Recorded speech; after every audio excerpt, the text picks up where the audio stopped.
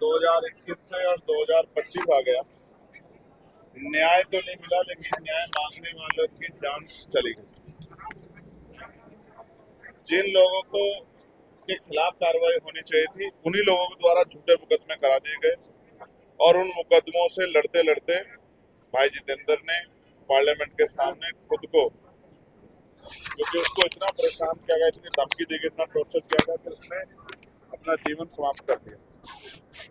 उनके परिवार में बिटिया की शादी थी जो कि पीछे करनी पड़ी, तो परिवार का कमाने वाला था जितेंद्र।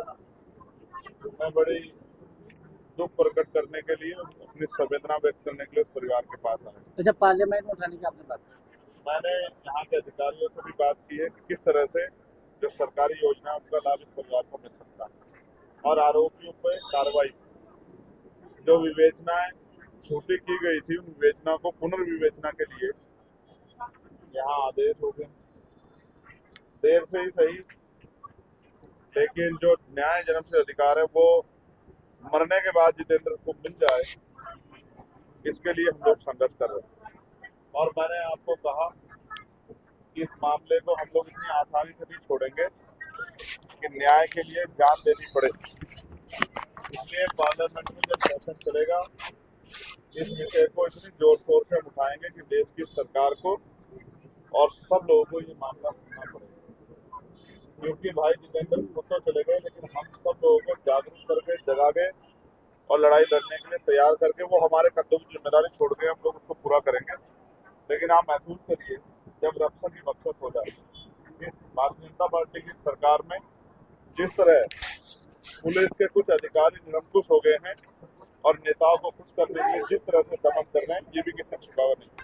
इस अहंकारी सत्ता का अंत तो होगा ही, साथ साथ गरीबों को भी न्याय मिले, इस व्यवस्था पे भी हम लोग मजबूती से काम करेंगे।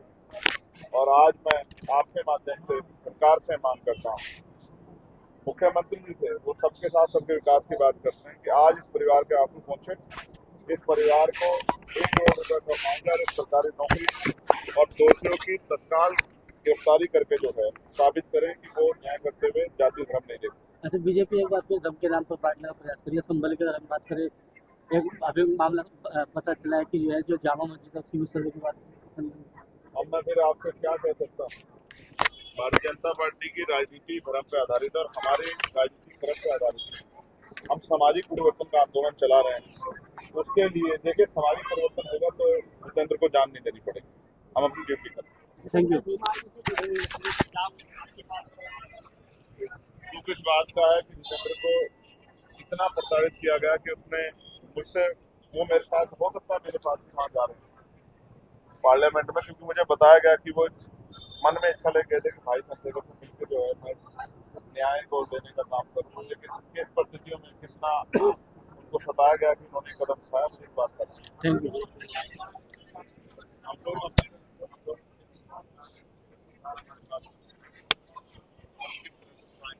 अभी जब मैं यहाँ 50 मामले मेरे सामने हैं, सारे मामले ऐसी किसी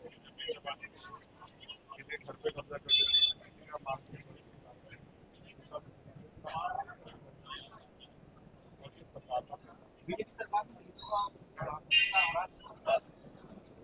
बीजेपी सरकार में दलितों के न्याय के लिए पार्लियामेंट के सामने जाकर सुसाइड करना पड़ रहा है, अपना प्राण बलिदान करना पड़ रहा है। ये है भारतीय जनता पार्टी का दलितों के प्रति न्याय और उनके विचार। Thank you.